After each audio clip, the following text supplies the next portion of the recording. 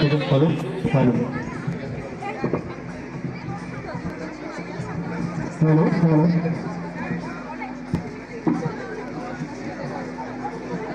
আমি সোজা সাপটা, আমার মধ্যে নাই কোনো ফাটা ফুটা, নাম আমার পাটি সাপটা। ধন্যবাদ মাননীয় সভাপতি আমাকে সুযোগ দেওয়ার জন্য। মাননীয় সভাপতি, পাটি সাপটা হলো পিঠার একটা ব্র্যান্ড। আমাদের এই রাজকীয় এবং আভিজাত্যপূর্ণ একটা পিঠে হচ্ছে যে পাটিসাপটা।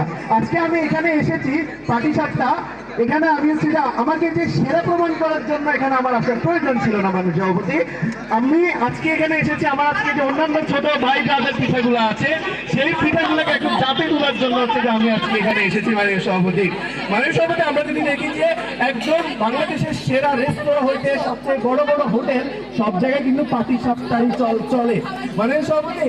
এছাড়াও আমাদের রমজানেও দেখবো যে ইফতারের পার্টিতেও পাটিসাপটাই থাকে। বিয়ের স্টেজ থেকে মেলার স্টল, শ্বশুরের রাগ থেকে জামাইয়ের অভিমান, সব জায়গায় পাটিসাপটার গুণগান, পাটিসাপটার গুণগান। তাই রূপে গুণে পাটিসাপটাই সেরা।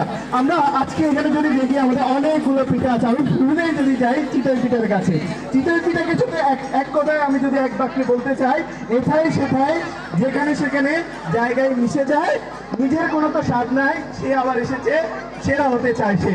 মাননীয় সভাপতি, আমরা যদি দেখি চিতই পিঠাকে আমরা যেখানে সেখানে পাই। সে হচ্ছে যে ব্যাঙ্গালিতে করে হচ্ছে যে রাস্তার চিটাই চাপাই, সব জায়গায় হচ্ছে যে আমরা চিতই পিঠাকেই পাই। চিতই পিঠা হচ্ছে আমার সবার সাথে মিশে যায়। সে একবার হচ্ছে যখন হচ্ছে যে সে ঝালের সাথেও মিশে, আবার দুধের সাথেও মিশে। এই হলো আমাদের চিতই পিঠার অবস্থা। তার নিজের কোনো স্বাদ নেই মাননীয় সভাপতি, তার নিজের কোনো স্বাদ নেই। আমি পরে নিচ্ছি একটু প্রশ্ন, তার নিজের কোনো সামনে মাননীয় সভাপতি, সে অন্যের উপর নির্ভরশীল। সুতরাং পরনির্ভরশীল হচ্ছে যে পিঠাকে আমরা কখনো সেরা পিঠা বলতে পারি না, ঠিক তো? আমরা পরনির্ভরশীল পিঠাকে হচ্ছে যে সেরা পিঠা বলতে পারি না। এখন আমি পিঠাকে চিতই পিঠা খেয়ে আবার আমার মাথায় দিকে এটা কি আসলে কোনো পিঠা নাকি আটার দ্বারা, আগে সেটা হচ্ছে আগে সে চিন্তা করা উচিত মাননীয় সভাপতি।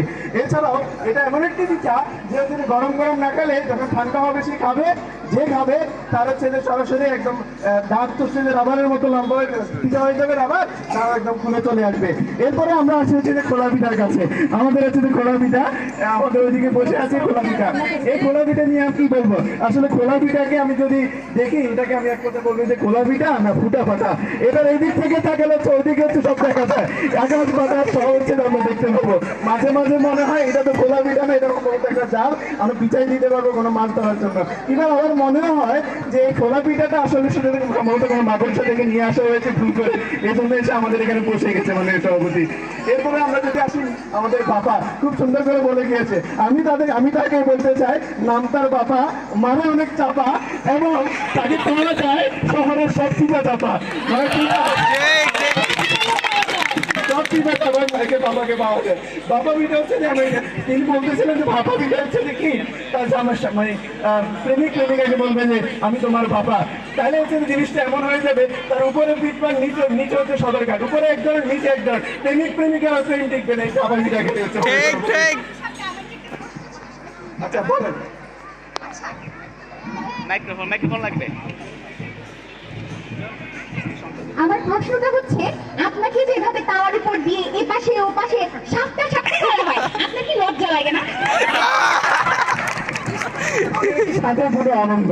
সুতরাং এখানে হচ্ছে যে আমাকে যারা খাবে তারা হচ্ছে যে অনেক বেশি উৎফুল্ল হবে। সুতরাং এগুলো নিয়ে আমার কোনো এত মাথা ব্যথা নাই, ঠিক আছে?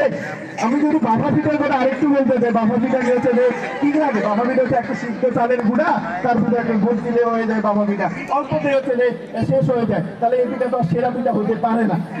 আমি যদি একটু দেখি আমার পাটিসাপটাকে তৈরি করতে কি লাগে, 2 মিনিট হচ্ছে দুধ আর হাফ কেজি চিনি দিয়ে 2 ঘন্টা জাল দিয়ে ঘন করে নারকেল দিয়ে প্রথমে পুর তৈরি করতে হবে।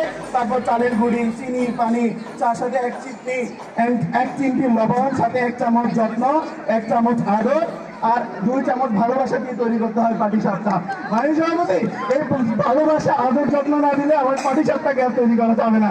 তখন হচ্ছে যে ওই পাটিসাপটার প্যালেস থেকে পাটিসাপটাকে তুলে যাবে না যদি আদর যত্ন ভালোবাসা না হয়। তাহলে আমি পাটিসাপটা হচ্ছে যে সেরা। ভালোবাসার কথা মনে পড়তেই আরেকটা কথা মনে পড়লো, পাটিসাপটা হচ্ছে যে পাটিসাপটা দিতে কিন্তু হচ্ছে যে একদম বানাতে পারে হচ্ছে যে প্রেমিকের ভালোবাসা, তেমনি ভাঙাতে পারে জামাইয়ের অভিমান।